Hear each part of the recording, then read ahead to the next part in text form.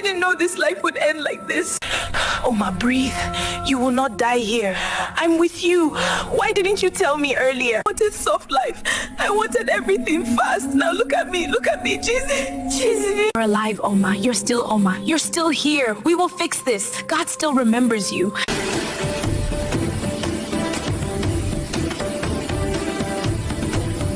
Chizzy and Omah were born in different corners of the same struggle.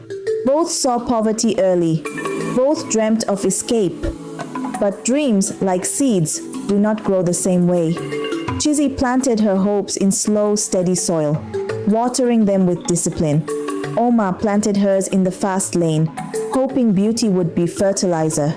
Their footsteps echoed different vibrations, and the ancestors, they watched with folded arms, waiting to see which seed would survive the season. Chizzy's spirit burned quietly, like a coal that never dies. She worked at a sachet water factory during holidays. She washed clothes, swept compounds, babysat for neighbors, anything decent to gather money for her admission. Her mother often whispered over her head at night, "Fire that burns without noise lasts longer." Chizzy believed effort was prayer. She believed God hid blessings inside responsibility. Every rejection she got strengthened her resolve. Every no she heard pushed her deeper into destiny. By the time she gained admission, she had already fought battles most girls her age never even saw.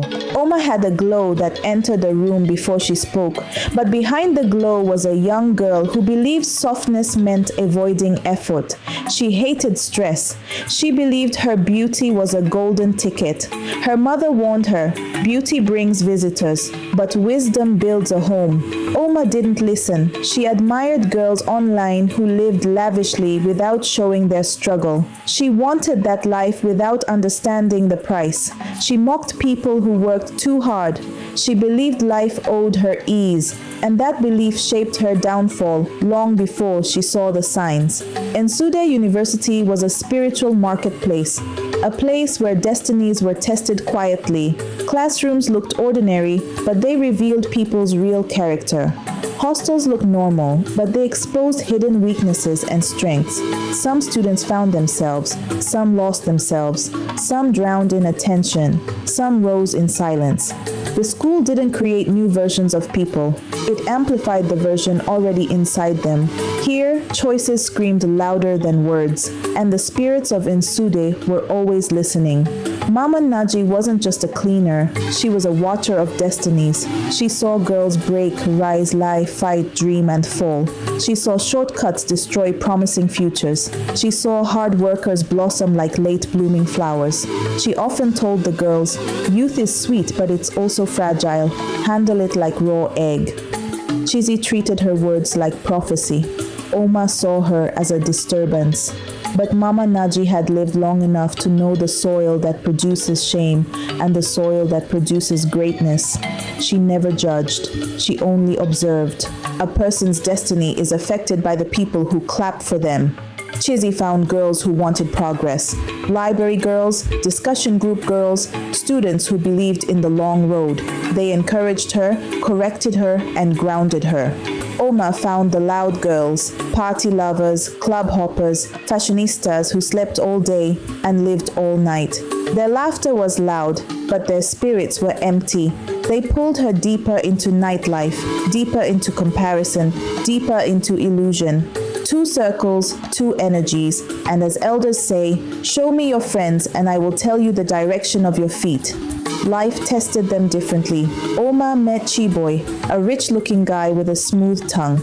He promised her comfort, iPhones, wigs, food, outings, transfers. She felt chosen. She felt lucky. She didn't know she was stepping into a cage decorated with perfume. Chizzy got offered a small paying job in the school canteen. The pay was tiny, but the discipline it built was priceless. One saw effort as suffering. The other saw effort as direction. Choices were forming destinies. One night, Chizzy dreamt of a vast mango tree. Some fruits were large and ripe, but they fell quickly and rotted fast. Others were small but held firm to the branches. A voice, calm but ancient, whispered, Do not envy early harvests. Your season will come slow, but stay long. Chizzy woke up with peace. She felt seen. She felt guided. Spiritual dreams are not to entertain, they are to prepare, and Chizzy was being prepared for glory. Omah returned to campus glowing with new items, new clothes, new phone, new hair. Her friends cheered. Students whispered, "She don't blow." Meanwhile, Chizzy washed clothes behind the hostel. Some girls mocked her, others avoided her. People compared both girls loudly, forgetting that human journeys are not uniform. Chizzy heard everything, but refused to let comparison enter her spirit. Omah heard the praise and allowed it to inflate her ego. The world loves to worship shortcuts until they fail.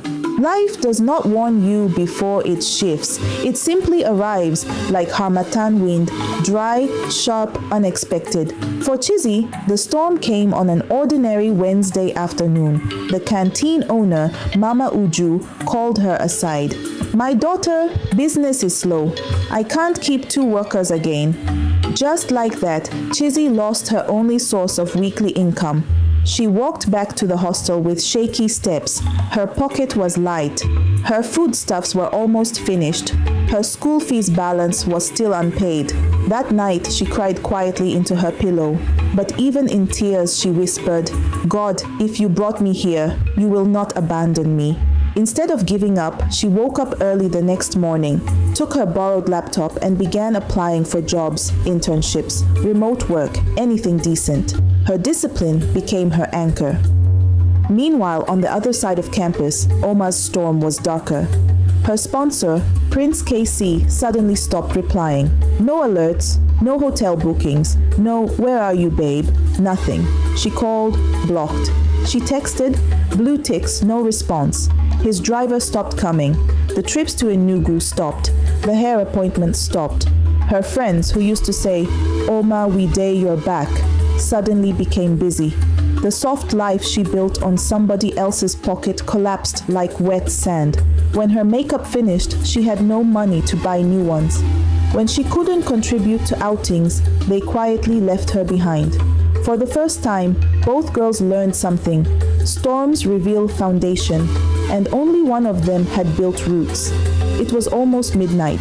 The hostel was noisy from distant music, but the compound itself was quiet. Omah sat on the concrete steps, hugging her knees. Her face was swollen from crying. She felt empty, used, alone. Her phone buzzed. It was a message from Prince KC. "I don't own you. Move on." Just that. No explanation. Minutes later, she felt a sharp pain in her stomach. She rushed to the bathroom and vomited. Pinkish liquid at first, then streaks of blood. Her hands trembled. Her heart raced. Fear wrapped her throat. She felt dizzy and sat on the floor. That was the moment she whispered to herself, "I don't want to die like this." As she walked out weakly, she found Mama Naji, the hostel caretaker, sitting on her wooden chair peeling groundnuts. The old woman looked up and saw her pale face. "Omah, come sit. What is happening to you?" Omah broke down instantly. Tears poured, words poured, shame poured. She told Mama Naji everything. The sponsor, the gifts, the trips, the blood she vomited. The old woman didn't shout. She didn't judge. She simply covered Omah with her thick wrapper and held her like a child. While Omah was rebuilding her soul, Chizzy was watering her destiny. One morning, she saw a poster, Free Tech Training Program for Female Students. She applied immediately. She attended every class, even when she had to trek. She practiced late into the night, her eyes burning, her stomach sometimes empty, but her spirit was full. Slowly, the codes that confused her started to make sense. Her projects became cleaner. Her confidence grew. One lecturer told her, "You are not normal. You have fire inside you." Eventually, she secured an internship with a local tech hub. It paid little, but it opened doors. People who mocked her poverty now said, "Chizzy, please help me with this registration. Chizzy, how do I apply for that program?" The mango fruit from her dream began to soften and glow. Not overnight, but in due season. Omah's healing was not instant. It was daily work. She started with small things, doing her own hair, cleaning her room, cooking instead of ordering ordering food, praying small prayers, journaling her regrets and growth. Then she started hustling genuinely, ushering jobs on weekends, helping braid hair for small money, buying clothes in Abba and reselling on WhatsApp. Living little by little, it humbled her. She realized beauty was a bonus, not a foundation. Some nights she cried from shame. Some mornings she felt proud of herself. That is what awakening feels like. Painful, slow, but powerful. Convocation day came with bright sun and loud drums. Chizzy walked across the hall her parents came, smiling proudly, even though they couldn't afford big celebration. She graduated with honors. She glowed, quietly, beautifully. Omah arrived too, not with makeup, not with luxury, but with peace and a new sense of purpose. When they saw each other, years of stories sat between them silently. Chizzy smiled warmly. Omah smiled back, eyes soft, not competitive anymore. There was no jealousy, no shame, just understanding. Both had walked different roads, but they finally learned destiny is personal, comparison is a thief, and everyone's timing is different. Outside the university gate, Mama Naji stood waiting for them with her walking stick. She hugged them both like her daughters. Then she said the words that sealed their story. Children, hear me well. Life is not market competition. Some mangoes ripen in early sun, some ripen in late rain, but all mangoes will sweeten if they stay on their tree. Both girls bowed their heads. For the first time, they understood divine timing. The story of Omah and Chizzy spread across Nsude like fire on dry grass. It was told in hostels, classrooms, night fellowships, orientation programs, Mama Naji's compound gatherings. It became a modern folktale with a spiritual heart. Students learned that beauty is not a strategy, hard work is not punishment, shortcuts subtract destiny, timing is spiritual. No two lives are the same. In the end, Chizzy became the symbol of patience. Omah became the voice of awakening, and the world learned the sun rises for everyone, but each person must wait for their own morning.